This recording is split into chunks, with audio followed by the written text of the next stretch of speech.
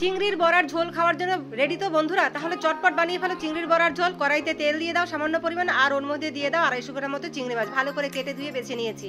নুন আর হলুদ দিয়ে বেশ ভালো করে এটাকে ভেজে তুলে নাও। এবার এটাকে ঠান্ডা করে নিতে হবে। কড়াইতে আরও বেশ কিছুটা পরিমাণ তেল দিয়ে দেবে। একটুখানি তেলটা একটু বেশি দেবে, কেননা তেলটা বেশি না দিলে এখানে টেস্টটা ভালো আসবে না। এর মধ্যে পাঁচফোড়ন দিয়ে দাও, আর দিয়ে দাও ডুমো ডুমো করে কেটে রাখা আলুটাকে বেশ লাল লাল করে ভাজতে হবে, অল্প ভাজলে হবে না কিন্তু।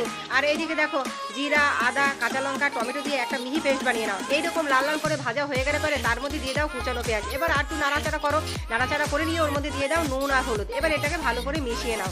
তোমরা যদি আমার চ্যানেলে নতুন হয়ে থাকো তাহলে আমার চ্যানেলটাকে সাবস্ক্রাইব করে দিও, ভালোবেসে আমাকে একটা লাইক করে দিও।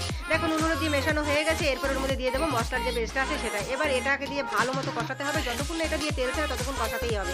দেখো ভালো মতো কষানো হয়ে গেছে। এরপর এর মধ্যে আমি দিয়ে দেবো পরিমাণ মতো জলটা দিয়ে ভালো করে মিশিয়ে এটাকে ফুটতে দেবো। এদিকে চিংড়ি মাছটা ঠান্ডা হয়ে গেছে, এটাকে আমি মিক্সার গ্রাইন্ডারে পেস্ট করে নেবো। এবার ঝোলটা ফুটে উঠলে পরে ওর মধ্যে বড়ার আকারে ওই যে চিংড়ি মাছটা এইভাবে সবগুলো দিয়ে দাও। ছোটো ছোটো করে দেবে, বেশি বড় আকার দেবে না, যেহেতু নুন আর হলুদ দিয়ে এটাকে পেস্ট করেছিলাম সেই জন্য আর কিছু দেওয়ার দরকার নেই। এবার এটাকে সবগুলো ঠিক মতো দেওয়া হয়ে গেলে পরে ভালো মতো ফুটতে দিতে হবে। একদম মাখা মাখা হয়ে আসলে এটাকে নামিয়ে নিয়ে গরম ভাতে খেয়ে আমাকে কমেন্টে অবশ্যই জানিও ঠিক কেমন হয়েছে চিংড়ির বড়া ঝোল। Thank you.